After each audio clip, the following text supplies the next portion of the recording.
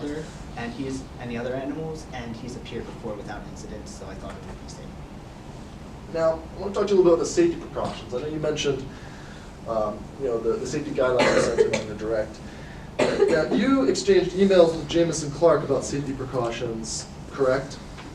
Yes, I did. You would recognize that as a violation. Your Honor, let the record reflect I am approaching opposing counsel with this previously marked as Exhibit 9.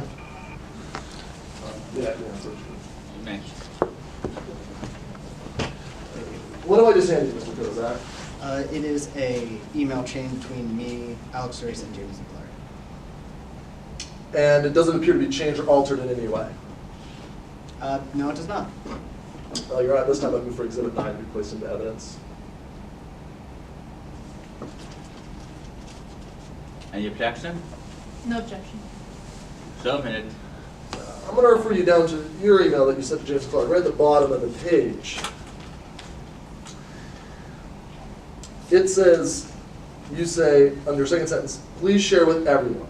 I also want to meet up before the 29th to further discuss safety. Did I read that correctly? Yes, you did. And you sent that email on the 21st of June, correct? I did.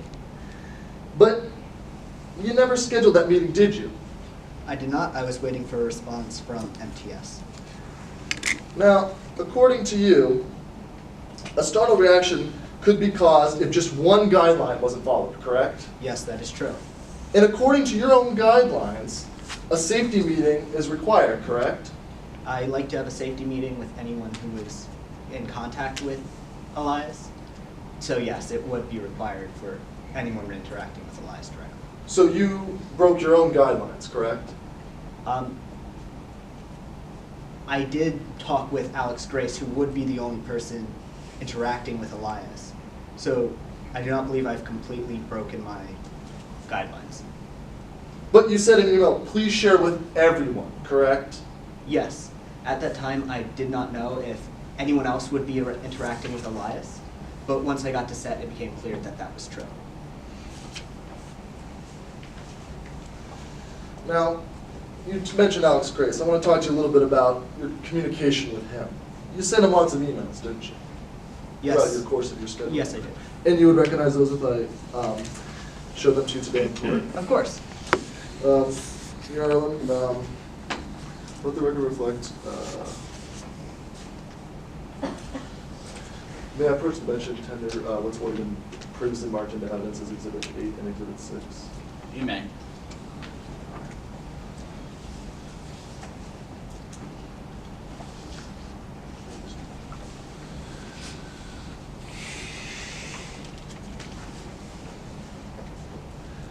Now, looking at first Exhibit 8. Yes.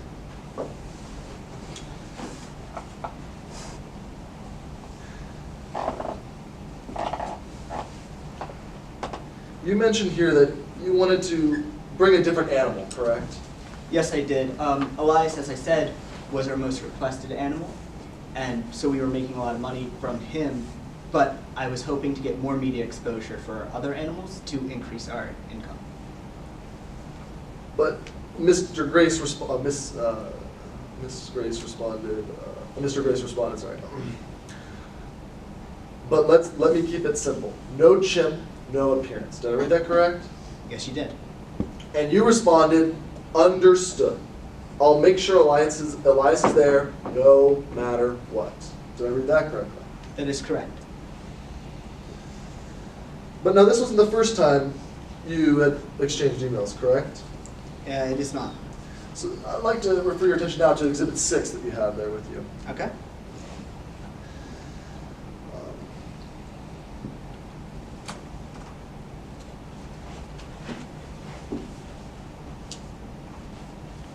Now, the first email you sent says January 4th, 2016, correct? On the backside? Yes.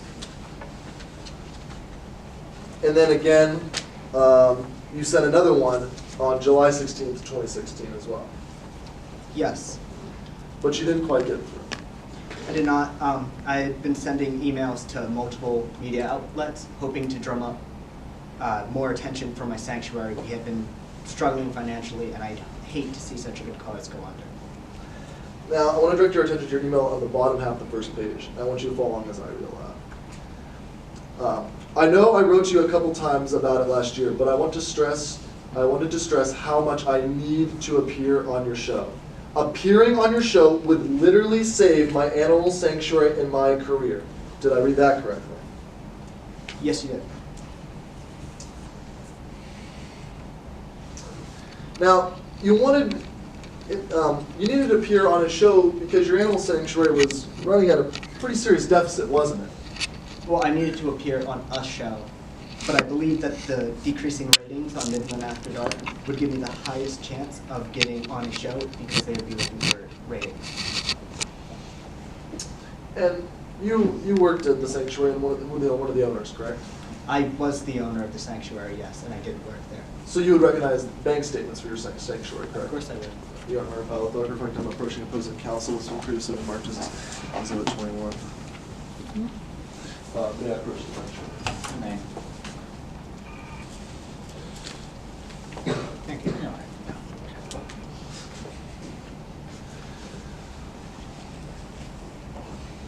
Now, I'd like to direct your attention to the very top part of the document. Oh, sorry. What have I just handed you? These are the bank statements for my ex-sanctuary for the year leading up to my. And they don't appear to be changed or altered in any way. They appear to be how they were last I saw them. This time I move for Exhibit 21 to be placed into evidence. Any objection? No objection, no. Submitted. Now I want to draw your attention to the top of the page. If you read the date, it says July 28th, 2016. You see that box? The top right there? Yes. Now, the ending balance on that date was $632,589.08. Did I read that correctly? Yes, that is true. Now I want to draw your attention to the last box on the last page, page 4. This was then June 28th, 2017. Almost a full year later, not quite. It says ending balance, $405,444.61. Did I read that correct? You did. We were hemorrhaging money. It's incredibly expensive to take care of the animals that I do. We have to take care of their climate needs, their special dietary needs, any injury they might come to us, or disease they get while living in the sanctuary. So we spend a lot of money, which is why getting donations and having a good reputation is so important to us. So you'd agree with me that if things continue at your sanctuary, you'd be closed in less than 2 years. Yes. So you wanted to go on Alex Grace's show to save your sanctuary, correct? Yes, that is true. No further questions, Your Honor.